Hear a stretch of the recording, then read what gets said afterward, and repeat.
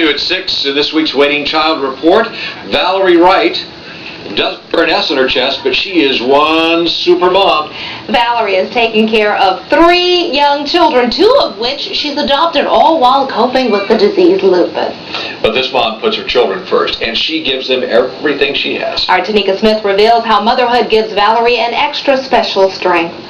Valerie Wright began fostering children back in 1999. After stepping away for a few years, she decided to give it another try with Agape Child and Family Services in 2004. The motive was different that time. Actually, I suffer from lupus.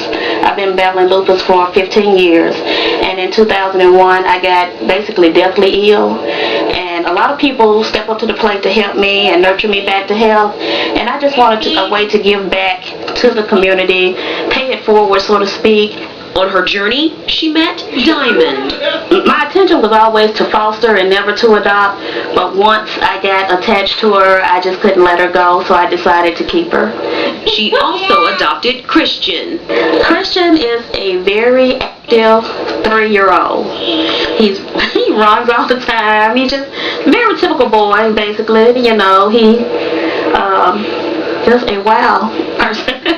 Valerie is a single mom battling lupus, plus a full-time student. How does she do it all? Through God, of course, but they give me strength, because if I didn't have them, I just don't know how my life would turn out. They take the focus away from my illness. I can't concentrate on me because I have to focus on them. I've been taught in my spiritual life to not just be a consumer of blessings, but a producer as well. So I wanted to produce blessings, and I chose this route to give blessings to others. And she sure is a blessing, a very special woman. Valerie is also fostering Christian's big sister and hopes to adopt her. Valerie is Superwoman.